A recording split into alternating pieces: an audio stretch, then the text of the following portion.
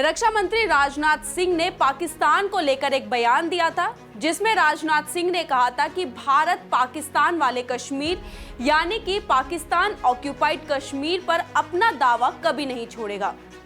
रक्षा मंत्री के बयान के बाद फारूक अब्दुल्ला ने भी बयान दिया, जिसमें उन्होंने कहा कि पाकिस्तान के पास परमाणु बम है, पाकिस्तान ने चूड़ियां नहीं पहनी हुई। पाकिस्तान की तरफ से भारत को धमकाते धमकाते फारूक अब्दुल्ला तो ये तक कह गए कि पाकिस्तान के पास जो परमाणु बम है वो भारत के ऊपर ही गिरेगा।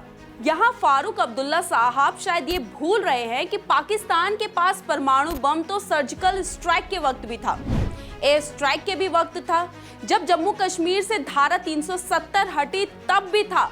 उससे क्या, शायद ये बात फारूक अब्दुल्ला भूल गए हैं कि पाकिस्तान को ये पता है कि आज की तारीख में भारत क्या है, भारत के सामने पाकिस्तान की हैसियत क्या है। और नरेंद्र मोदी के पीएम बनने के बाद तो पाकिस्तान आज की तारीख में दाल चावल के लिए भी तरस रहा है। दरअसल यहाँ पर तो फारूक अब्दुल्ला ने राजनाथ सिंह का बयान ध्यान से सुना ही नहीं, तभी तो एक धर्म विशेष की हितैषी दिखाने के लिए उन्होंने जल्दबाजी में पाकिस्तान परस्त बयान दे दिया। अब फारूक अब्दुल्ला साहब को राजनाथ सिंह ने आखिर क्या कहा, इसे सुना देते हैं। दरअसल राजनाथ सिंह ने एक इंटरव्यू में कहा कि भारत पीओके में अपना दावा कभी नहीं छोड़ेगा, हमें इसे बलपूर्वक लेने की आवश्यकता नहीं है, क्योंकि यहाँ के लोगों ने कश्मीर का विकास देखा है और वो खुद चाहते हैं कि वो भारत में आ जाए। राजनाथ सिंह ने भारत में पीओके के शामिल होने का कारण भारत का विकास बताया। आप गौर से सुनिए, ना यहाँ पर युद्ध की बात हुई, ना यहाँ पर गोला बारूद की बात हुई, और ना ही यहाँ पर राजनाथ सिंह ने ये कहा कि हम पीओके पर बलपूर्वक कब्जा कर लेंगे।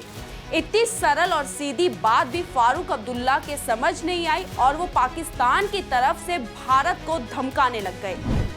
अब फारूक अब्दुल्ला ने ऐसा बयान क्यों दिया ये तो वही जाने, लेकिन ये पहली बार नहीं है जब उन्होंने ऐसा बयान दिया हो। इससे पहले भी वो कई बार ऐसे बयान दे चुके हैं। याद रहे, ये वही फारूक अब्दुल्ला है जो रहते भारत में है, चुनाव भी भारत से लड़ते हैं, लेकिन गुणगान पाकिस्तान का करते हैं। ये वही फारूक अब्दुल्ला हैं जो पाकिस्तान के बार बार भारत में मिलिटेंट हमला करने के बावजूद भी पाकिस्तान से बातचीत करने की सलाह देते हैं। ये वही फारूक अब्दुल्ला है जिन्होंने घाटी से 370 हटने के बाद ये कहा था कि उन्हें उम्मीद है कि चीन के समर्थन से वो घाटी में फिर से धारा 370 को लागू कर देंगे। लेकिन फारूक अब्दुल्ला साहब शायद ये भूल गए हैं कि ये नया हिंदुस्तान है, ये नरेंद्र मोदी का भारत है। ये वही भारत है जो पड़ोसी की मदद के लिए सबसे पहले आता है, और अगर कोई भारत के खिलाफ आंख उठाकर देखता है तो उसे घर में घुसकर भी मारता है।